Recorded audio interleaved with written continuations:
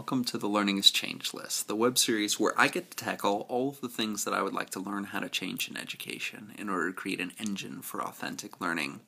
Today, one of my favorite people, Michael Wacker, joined in on the Reflective Practice vlogging project, and I'm so glad that he did. And he wanted to talk about a couple of things that I think are pretty important. One is getting rid of bullies in all forms, and more importantly, getting rid of the bully of time.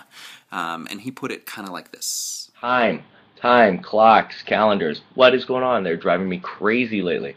Not the least of which is that they're always telling me when I have to be somewhere, what time I should do it, when it has to be done. What's up with time?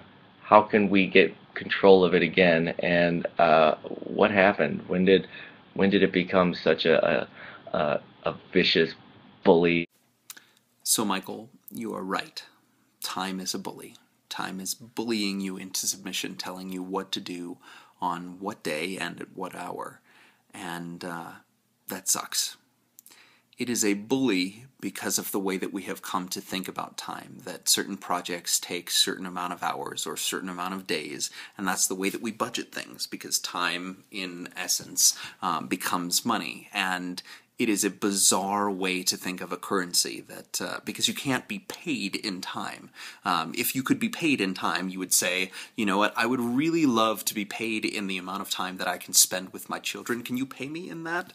Can you pay me in the amount of time that I get to spend with my wife, or doing the fun things to create a new community or something like that? But that's not the way that it works. So I think that we have to come up with a different way of thinking about time, because unless people start paying us in time and saying, because you did this for me, you can then go do something that you are passionate about that is different than the time that I sucked away from you to do this particular task. To me, we have to think about time in alternative measurement terms. And by alternative measurement terms, I am kind of hearkening back to one of my favorite songs from a musical, from Rent, and it's 525,600 minutes, Seasons of Love, right? So you're thinking about how you measure time in cups of coffee and in terms of conversations and things like that. And while that is a sort of strange and fantastical version of the way that you measure time, I actually think that that works much better for projects and for collaborations than it does even for a musical or a movie musical. I think that when we say that we are going to work on a project, it isn't the number of hours that it is going to take us that we should be sort of bidding it in, is saying, a better way of doing it is saying that project is going to take me 4 conversations. That project is going to take me 12 cups of coffee. That particular project or that idea is going to take me about 12 Google Docs. And in that way, I think that time becomes our companion, because I know that if I have 12 Google Docs that I'm collaborating with people on, if I have that to look forward to, then I don't feel so bound by time. It is saying, because the hours, the amount of time that something takes, it's not like I'm dedicated just to that one project. If I say that a project is going to take me a month, it's not that I'm working on that a month straight. It's that I have 12 different projects that are going on, and I want to work on that one at certain periods of time.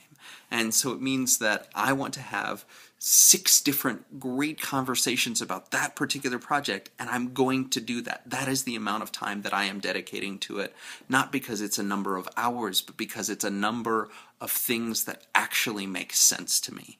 Because time, I think, in the way that you're thinking about it, and sort of this bullying notion, it is going to get the best of us, unless we can put it into terms that we actually care about.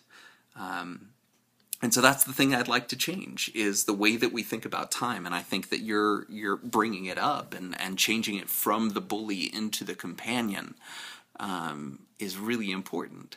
And especially with thinking about our learners' time, because they are with us for such a short amount of time. And if I can say, you know, this paper or this assignment or this project is going to take you 12 conversations, 3 Google Docs, and 2 cups of coffee or Jolt Cola or, Monster energy drink. If I say those kinds of things, that actually ends up meaning more than saying, this is about 12 hours worth of work, because to a certain extent I'm going to be multitasking, or they are going to be multitasking throughout those 12 hours, and it's probably not going to end up being those straight 12 hours. So the way that we have to think about it is in terms of things that we actually care about, and the way that terms that we actually want to use to consider time.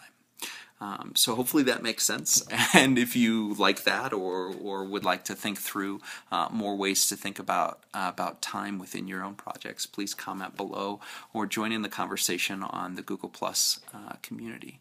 I will probably see you tomorrow.